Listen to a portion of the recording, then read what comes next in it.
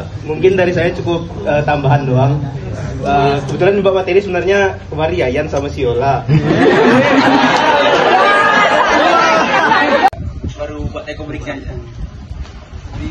Jadi udah berapa banyak nih kira-kira ekobrik? Ini kan semester 5 nih, berarti udah 2 tahun setengah ya. Udah berapa banyak nih ekobrik yang dibuat? Udah dari rupiah, nanti kita bisa uangkan hal itu. Nah, itu kan untuk membangun masyarakat.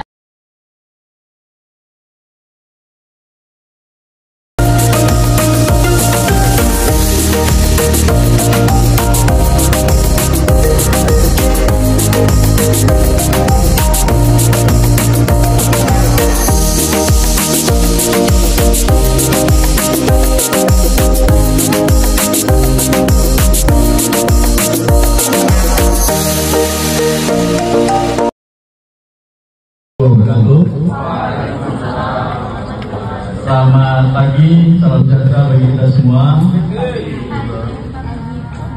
Alhamdulillah, puji syukur kita panjatkan kepada Allah SWT berkat rahmat dan hidayahnya dapat bertemu gitu ya, dalam keadaan sehat walafiat. Sehat semua kan? Pak Alvin juga benar sehat ya Pak. Nah, nanti ya sebelumnya kalau ada dokumentasi silakan dokumentasikannya. Baik, saya mengucapkan terima kasih Pak atas kesempatan yang telah diberikan. Saya mohon izin Pak untuk biar saya lihat di dalam itu namanya unit bank sampah Pulau Raya.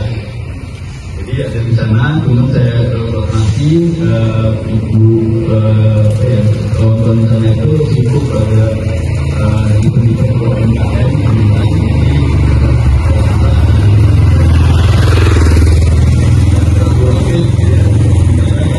banyak yang juga jadi BPS penyelenggaraan pilkada, jadi kita agak kurang fokus dulu. Nah, sebelumnya nanti ada teman-teman saya juga, jadi perkenalkan nama saya Sam Vidya ya. Saya sehari-hari sebenarnya ASN di Dinas Kesehatan Kabupaten Kuburaya di Jalan Adisiko. Ada yang tinggal di Kuburaya? Banyak. Kuburaya, Kumbur, Kecamatan dan Kecamatan. Nah, baik. Jadi saya dapat surat dari pihak teman-teman Fakultas Sains Lingkungan Untan. Jadi hari ini kita bahas tentang apa? Kalau misalnya saya dapat tuh pengelolaan sampah maksudnya. Nah, jadi sebelumnya juga sebenarnya udah Pak Arifin udah beberapa kali lah ya, udah agak sering lah sama beliau ini. Lama dulu kita latihan membuat biodiesel sih Pak ya. Nah, jadi pengolahan sampah plastik ya untuk jadi BBM gitu ya potensinya. Jadi kemudian kami juga di beberapa bagian itu sebenarnya ada beberapa simpul-simpul yang sebenarnya sudah terpapar di 20 desa, di 2 pondok pesantren dan 2 SD dan 1 SMP. Jadi sebenarnya sudah terpapar gitu ya. Nah, yang ingin kita bahas harinya pengolahan sampah gitu ya. Nah, pengolahan sampah itu sebenarnya untuk itu pengolahan sampah kan selama ini pengolahan sampah gimana adik-adik? Kita di rumah, sumber sampah itu ada di mana? Di rumah kita lah ya. Nah, yang sumber sampah terbanyak itu kan di rumah kita masing-masing ya.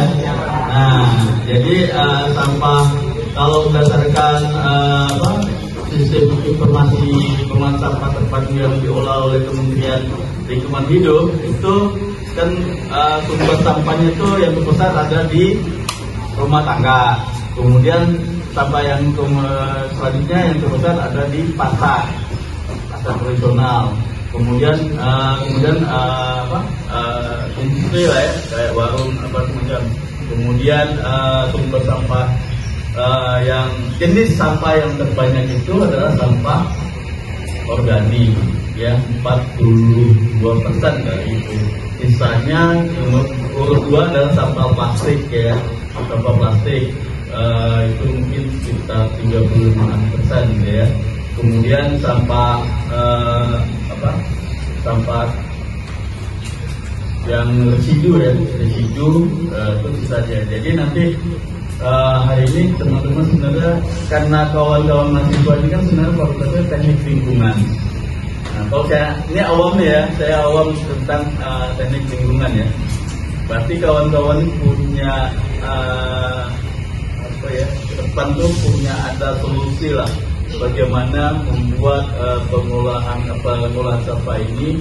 Mungkin ada punya ide atau menemukan teknologi tepat guna lah ya, karena yang kalau teknologi tepat guna kan sebenarnya untuk mengantisipasi pengolahan sampah di rumah tangga. Sampah itu mungkin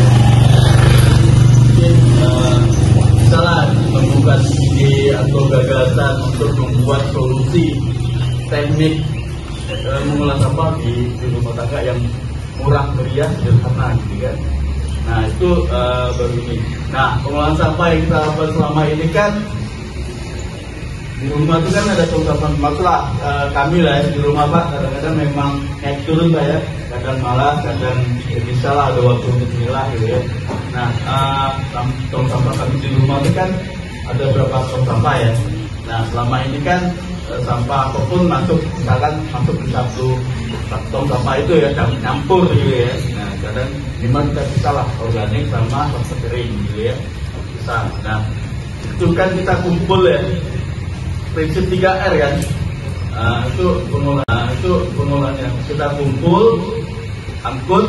Jadi udah itu ada angkut atau pakai manfaatkan jasa angkut sampah lingkungan gitu ya, kita bayar per bulan ya, sudah itu angkut beredaran, atau udah kita bisa membawa ke TPS, nanti TPS diangkut oleh armada untuk dibawa ke TPA gitu kan. Nah itu yang selama ini. Nah sekarang pengennya kan kita mengolah sampahnya kan, karena sumber sampahnya itu di rumah, maka yang kita harus lakukan adalah melakukan prinsip 3R itu kan. Apa 3R? Ya, reuse sama recycle kan. Replace sebenarnya ada 4 ya, replace menggantikan posisi kembali. Nah, 3 prinsip ini kayak reuse itu kan ya teman-teman mungkin pakai apa ya, reuse menggunakan bisa botol plastik, recycle sebenarnya tidak rekom kan deh, recycle kembalikan karena plastik. Nah sebelum melakukan itu berarti kita harus melakukan budaya untuk melakukan pemilahan sampah ya. Nah pemilahan sampah itu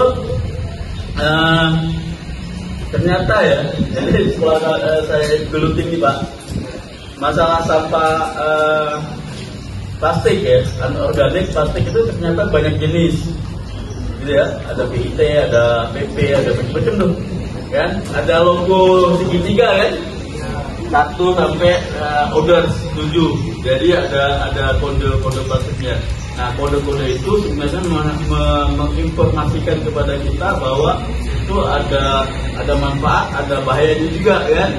Nah itu yang kalau teman-teman mau cari sampah plastik yang cepat silakan ke minimarket lah ya, Indo Alfa lah ya, misalnya Indo Alfa. Karena itu banyak botol, banyak, kalau pasti ada kode-kode itu. Nah dari jenis-jenis sampah plastik itu ternyata ada yang bisa di reuse ya, bisa di recycle ya, bisa digunakan kembali atau dimanfaatkan lagi. Itu harus kenal. Jadi sebelum kita melakukan pemilihan sampah ya, teman-teman itu di rumah harus mengenali loh jenis sampahnya nih, jenis plastiknya apa ya, itu harus kenal dulu.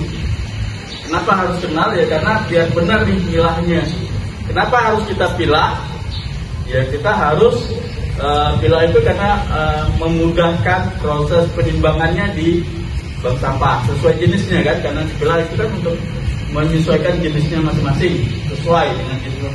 Jadi kita pilah sesuai dengan jenisnya. Tujuannya adalah untuk mempermudah proses penimbangannya. Yang kedua, Kenapa dipilah? Ya karena kita mau maksimal hasil ekonomisnya, secara ekonomisnya. Jadi sampah itu ternyata punya nilai ekonomis gitu ya. Nah, prinsipnya kalau saya edukasi ke teman-teman desa itu, saya edukasinya kalau ada punya celengan nggak? Celengan ada yang punya nggak? Nah, celengan itu kan kita tabung. Kalau kami ini ada nih celengan di rumah nih, isinya tuh koin-koin atau apa receh lah ya. Receh itu kan habis sisa-sisa belanja itu anak-anak dia nabungnya ke situ tuh di celengan. Nah, artinya saya dikasih nyeleng itu kan prinsip lama-lama biar sedikit, lama-lama jadi kan kayak gitu kan. Nah, prinsipnya sampahnya itu tadi tuh sampah itu yang punya dan telah kita pilah tadi, setelah kita lakukan proses pemilihan sampahnya, artinya proses untuk punya nilai ekonomisnya tadi itu kan tadi misalnya ngumpulin yang adik-adik pegang nih sekarang nih, kertas dan botol plastik tuh ya. Nah, botol plastik sama kertas yang itu tuh, yang kotak kue ini yang dibawa Pak Arifin itu jenisnya adalah jenis kertas duplex. Nah, duplex sama HPS bedanya sama kardus beda harga kan kayak gitu tuh, maka harus dipilah. Nah, ketika ada yang ngumpulin duplexnya banyak gitu ya, duplexnya dapatlah misalkan 10.000 gitu kan. Nah, 10.000 itu tadi yang prinsip nyeleng tadi ya. Dah. Lanjut Bek. Itu terbuka gak ya? Enggak. Bek, terbuka kali itu Bek? Enggak. Hah? Sampah atau bank sampah milenial. Nah, di samping itu juga kita bekerja sama Kampung Caping, tahu enggak? Tahu di situ ada mangkuk enggak? Tahu ya. Nah, kebetulan saya juga yang mengurusi mangkuk di situ. Terakhir kemarin pemerintah minta bantu untuk penilaian liburan kan terakhir di sana. Dan jadi pada intinya kenapa saya tertarik sama sampah, karena saya juga presiden mahasiswa di kampus saya.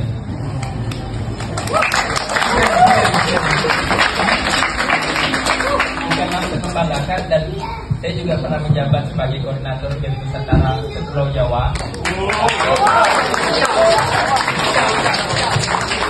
Pada akhirnya saya berpikir, waktu saya balik ke Pontianak saya harus ngapa? Karena saya nak ingin proses panjang di Bandung. Karena persaingan di Bandung Pak siapa? Cuman dia beberapa kali ada membuat namanya forum Dakota, dan itu mendiskusikan soal lingkungan juga lah. Cuman pada akhirnya karena saya balik ke Pontianak, jadi balik ke Pontianak harus menunjukkan karya. Nah, ternyata sampah lah peluang yang bisa diraih. Makanya hingga 2019 sampai hari ini saya memilih untuk berfokus di sampah. Mungkin itu sih ceritanya. Lebih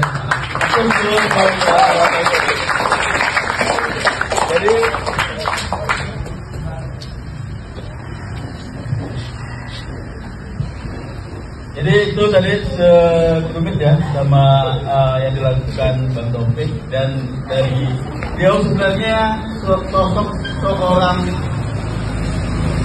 Jadi Bang Taufik adalah salah satu sosok sarjana sampah, ya, karena skripsi beliau mengangkat masalah sampah dan kegiatannya adalah kegiatan sampah juga kan, dan kuliahnya jauh-jauh di Bandung, balik ke Pontianak ngurusin sampah dari bujang sampai berkeluarga dan barusan punya anak masih ngurusin sampah. Nah kayak gitu ya. Hari ini jadi tetap semangat ya, kalau Bang Heri itu ketua Bank Sampah Milenial ya Bang. Nah jadi itu. Jadi banyak yang teman-teman bisa lakukan, dan mudah-mudahan dapat inspirasi ya sama Bang Taufik nih. Sama-sama lah ya, dulu mantan-mantan sama-sama aktivis tuh biasanya linknya sama gitu kan. Jadi nama beliau banyak pengalaman, silakan lah untuk mengangkat berbuat lah bisanya lah ya, tidak ngurusin siapa juga sih sebenarnya pilihan ya. Tapi kalau bekerja sama, berkolaborasi silahkan di tempat. Nah, artinya kan setidak-tidaknya adik-adik bisa menjadi sosok yang bisa buka lapangan kerja misalkan, atau buat istilah sebenarnya, karena mahasiswa tuh kalau saya anggap, maaf mungkin menjadi pengangguran, menambah jumlah pengangguran, menyembunyikan jumlah pengangguran terselubung gitu ya. Kalau pengangguran terbukanya